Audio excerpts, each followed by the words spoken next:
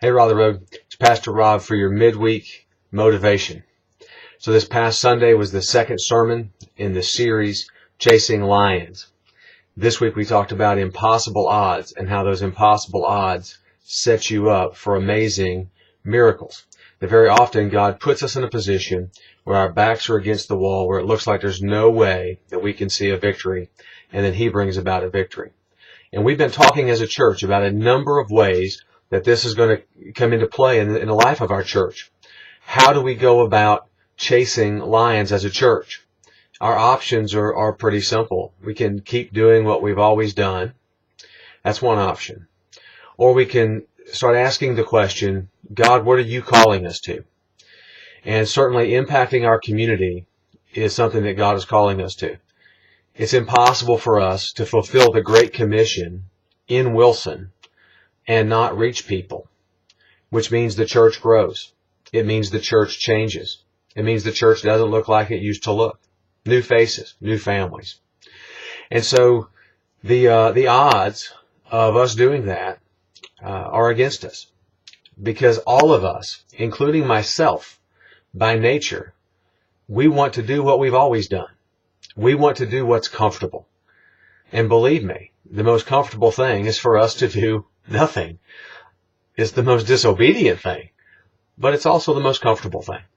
And so we've been asking, what is that going to look like? And I've been very honest with you to say, I don't know what it's going to look like. I mean, I'm the leader, right? I'm supposed to be the guy who has the plan. And at this point, the only thing I know that we're supposed to do is chase that lion. I don't know what it's going to look like. I don't know what pit it's going to jump into. I don't know what the end of that looks like. What I do know is that we need to take steps to reach out into the city of Wilson and begin to make an impact. And so some of the ways we're going to do that coming down the road, one of them is the event on August the 1st. I'm calling it Raleigh Road Loves Wilson, where we're trying to impact the city, and you're going to hear much more about that event in the coming weeks. The Summer on Mission, where we're going to target, and we have targeted, Somerset Apartments, and we've targeted Crescent Gardens.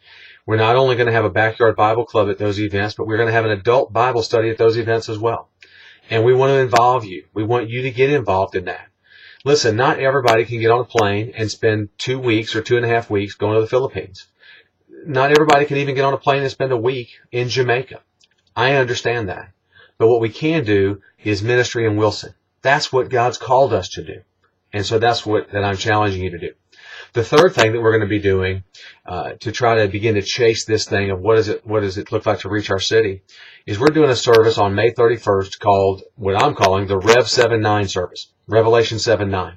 That's the passage that says that there were this multitude gathered together from every tribe and nation and tongue and language all around the world, all before the throne, all singing the same song, but all singing it uniquely.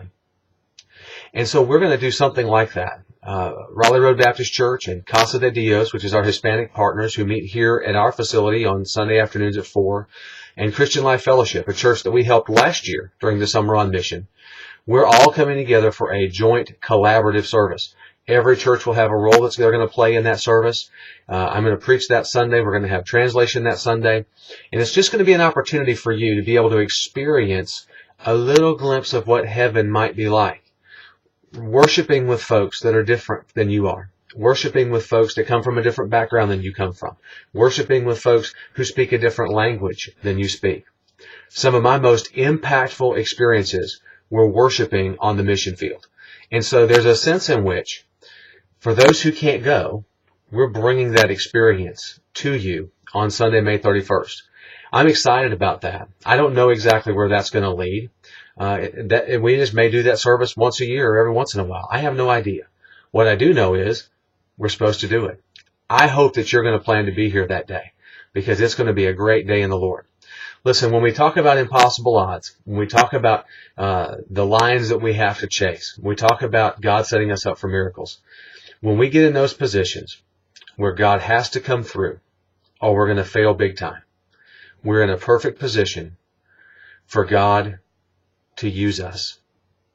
The reality is we want to know it first. We want to know a little bit about it.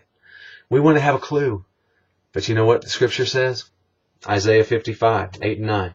My thoughts are not your thoughts, neither are my ways your ways, declares the Lord. As the heavens are higher than the earth, so are my ways higher than your ways, and my thoughts higher than your thoughts. God's not going to give us a glimpse all the time. He's not always going to tell us how it's going to end. He simply wants us to trust us, that He knows better than us. I hope you'll keep that thought in your mind this week as you chase the lions God's put in front of you. Hope you have a blessed week.